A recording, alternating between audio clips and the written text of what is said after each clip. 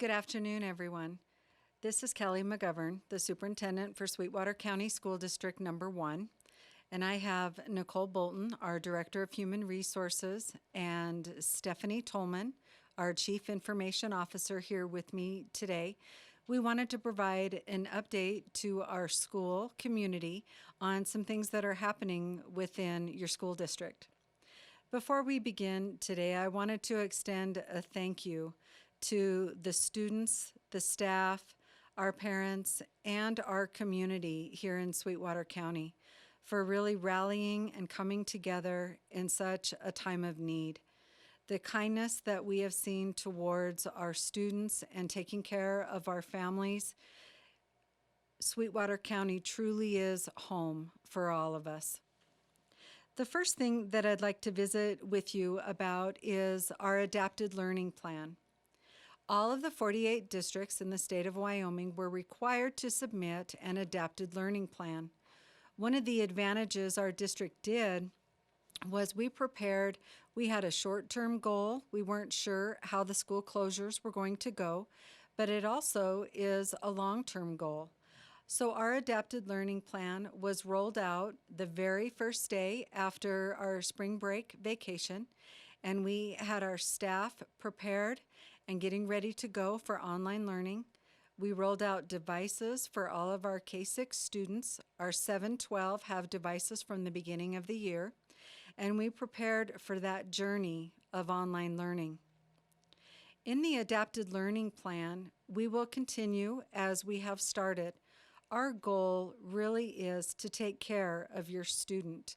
We want them to be successful not only in their academics, but in their mental health, and also growing socially and emotionally as we work through COVID-19. As part of that adapted learning plan, attendance looks a little bit different in an online platform. Because we're no longer inside a school building, attendance is really participation and engagement.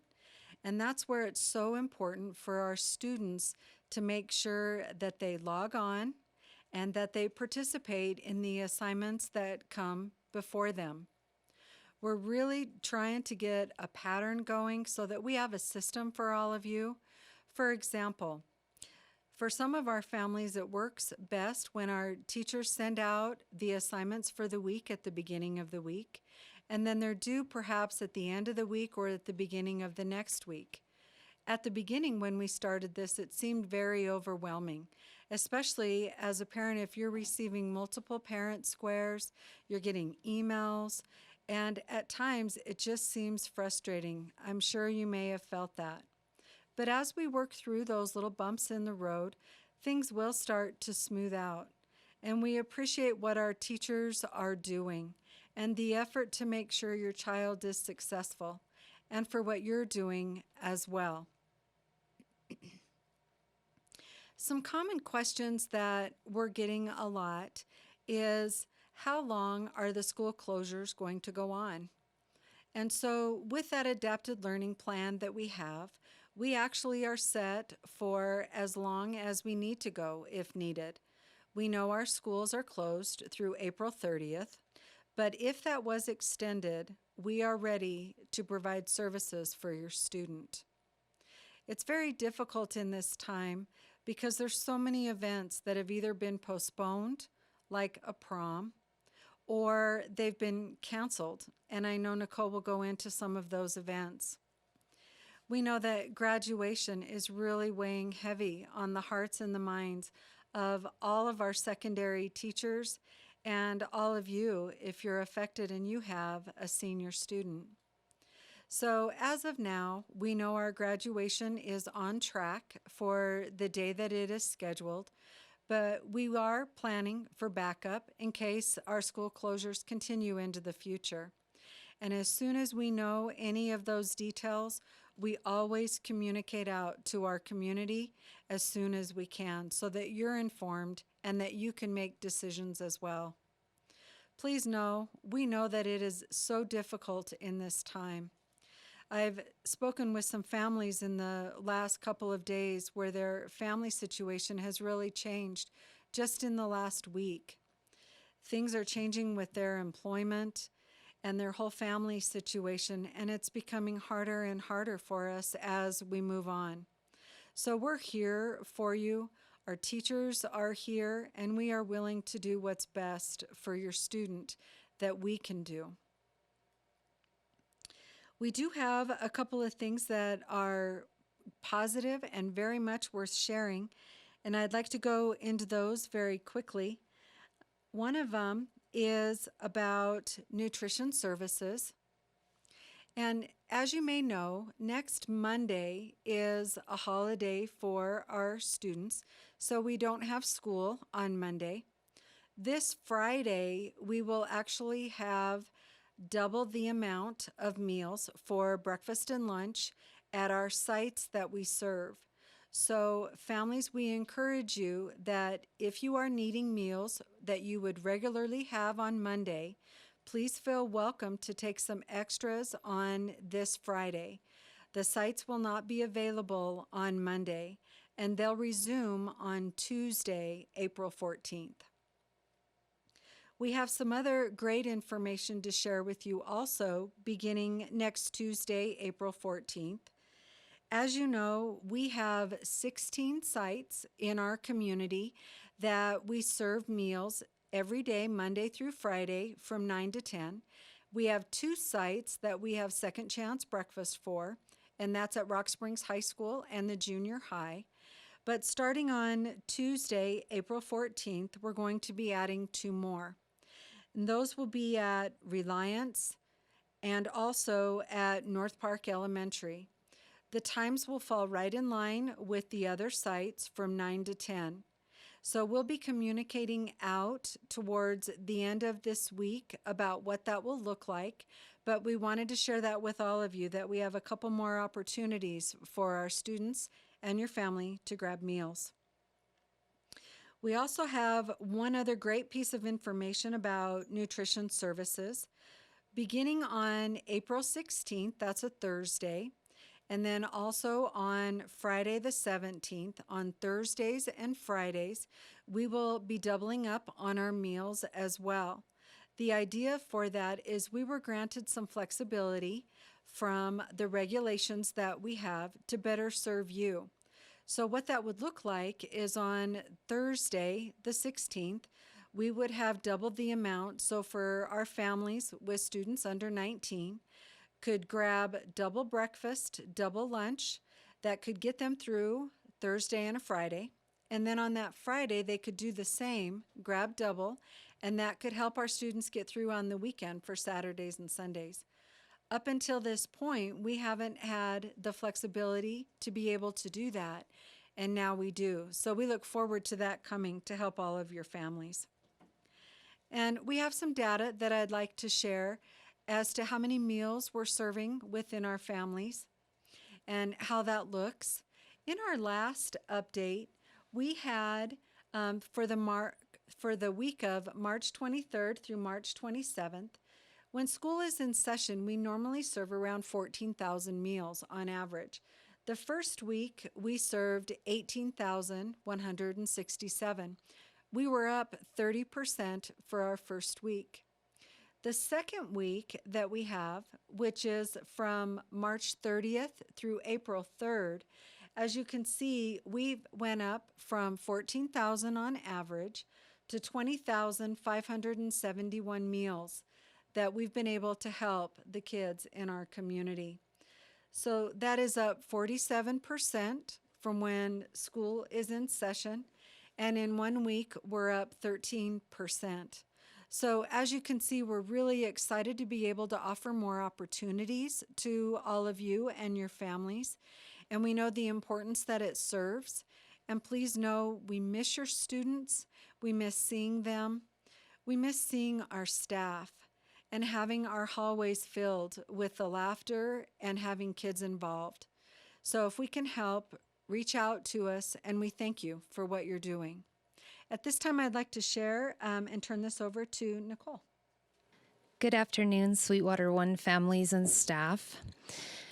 We're taking this opportunity to update you again on multiple things that are happening or changing rapidly within the district during this closure. Right now, as stated before, the closure has been extended to April 30th, and that is what we are planning through. One of the things that we wanted to address is how difficult this self-isolation and change in routine can be for families and for kids, and the mental health, well-being of our students and families during this distance learning. Some things that we can do to assist with this is helping students keep a regular routine. When students have a regular routine, especially those students with disabilities, it helps them focus on their tasks and gives them some stability and some security in their daily work and interactions. Another thing that we can do is helping with organization systems with the students. We know that all of the online or virtual platforms are looking just a little bit different with this distance learning, and some are taking weeks at a time and setting students up at the beginning of the week. And then students will work on stuff throughout the week, attend their classes, and then it's due at a certain time. Sitting down and working out organizational systems with the students where they can line out their week, line out when they're going to do assignments, line out when assignments are due, and helping them to learn time management and balance of their responsibilities is essential. It can be very overwhelming for them, and so any type of organizational help that we can give them will help. Another thing is to encourage students to interact with their friends and their classmates, of course, virtually right now.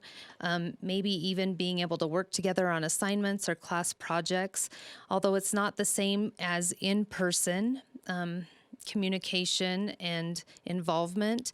It is essential that they are still able to communicate with their peers and have that social interaction. Suggesting some uplifting TV movies, some music, some shows, some books, family games, maybe a walk as a family, some of those things to get some fresh air. Our specials, our art classes, our music, our PE, and our library. I saw something that said it's ironic that when we come into a pandemic and we get into social isolation, how important the arts are realized to everybody. And our arts are very important, and it's something that we cherish that we're able to offer within this district. So please, please utilize those exercises and those lessons that the PE teachers are putting out there. Utilize those techniques and those opportunities with the music that our music teachers are taking to give your children. A lot of those can be relaxing and help them get through this time. Art. There's a lot of things that the art teachers are giving out and suggesting for students to be able to do, and a lot of that becomes therapeutic. Our librarians have gone so far above and beyond in trying to find all these learning online books and different free access to different libraries so students still have the opportunity to sit down and just enjoy reading. Something else that can happen throughout this isolation is students starting to withdraw, maybe show signs of depression. Maybe parents are noticing some concerning behaviors just because of the rapid pace that this change came. Please know that our counselors and our social workers are available. Please, if you see anything that you need guidance on or help with or you have a concern with, please reach out to the teachers. Please reach out to the principals and let them know the situation that's going on so that our social workers and our counselors can reach out and offer that support and help. We found out some devastating news to many yesterday that the spring sports and activity season was officially canceled. This is heartbreaking, and this is very hard for a lot of our student athletes and students in activities to handle and absorb, especially when it was their senior year, and our hearts break for you. I'm exceptionally proud of our coaches and our sponsors, though, because they have gone above and beyond, and they are still offering activities and exercises for students to do. Of course, not together, but at home, to keep them active, keep them in shape, keep them working on different skills in order to keep them up for the next season that ends up coming. Our coaches have been calling and checking in on students, and we want to thank them. So please jump on this opportunity and the activities and the exercises and skills that they're offering for you to work on. Prom, we know, is a big concern, and at this time, it is still postponed. We have not canceled prom. It is still postponed, and we will keep you up to date as we learn more with this closures. The last thing, we opened kindergarten registration yesterday, and it did all go virtual as the buildings aren't open for people to go into and turn in their documents. The directions have been sent out, and you can get on our website and click on the registration link. There was a confusion. Our legislator did change the date that the legislature did vote in and change the age and date for which students can officially enter kindergarten, but that is not effective until the 21-22 school year. For this year, students need to be the age of 5 by September 15th, 2020 in order to register for kindergarten. Once you guys get online and register, please make sure that you either mail all of the documents that are needed and have been listed on the website and registration, or you can make copies, and there's a drop box in front of the central administration building that you can drop those off. Once we have all of the official paperwork in hand, then we will accept the enrollment of the kindergartner. The other thing that has gone online is the out-of-area requests. We understand sometimes a student has attended a school for a long time and they've moved, and maybe they have a year or two left and they want to stay at that school, so they request to stay at that school. Or there are babysitting needs where you have to attend a different school in order for childcare. Those are also online and have all been adapted so that we can accept those. And then the Human Resource Office is calling the childcare providers in order to verify childcare instead of having to get those signatures. Thank you again for your patience, your kindness, and working with us during this difficult time. We hope, just like all of you guys, that we can get back to our normal routines, hopefully in May, but we will continue to go with the guidance that the governor gives and continue to update you guys on any information that is relevant. Hi, Sweetwater One. My name is Stephanie Tolman. I'm the Chief Information Officer for the school district. I'm sure we all know each other by now. I just wanted to jump in and give you some updates on the technology for Sweetwater One and point out some new things that we have out there that can help us to directly help our parents who may have questions or concerns. So for technology, since March 23rd, we have had 1,356 staff help desk tickets opened. We have managed to close 1,227 of those. So my team is working around the clock, answering chat support, help desk support, email support, hotline support.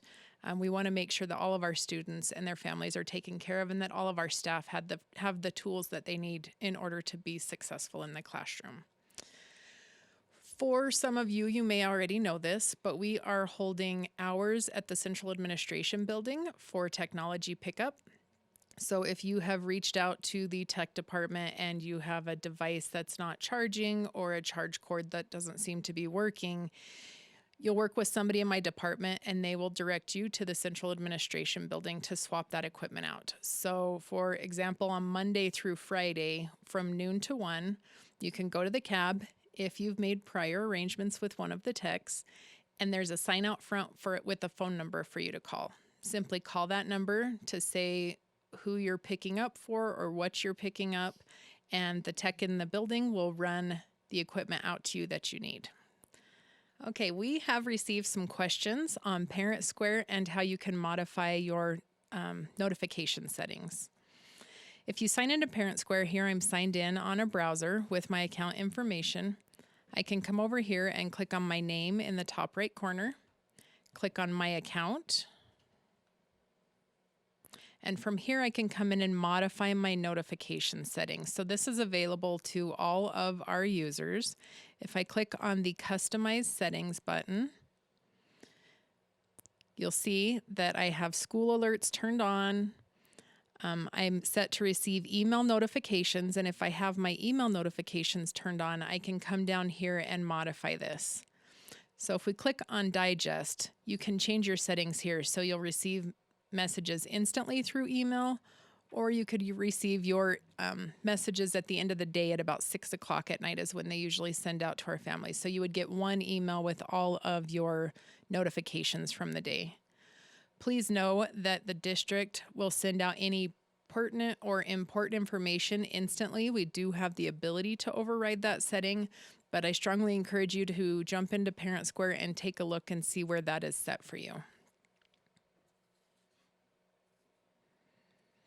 Okay, next I would like to talk about our district webpage.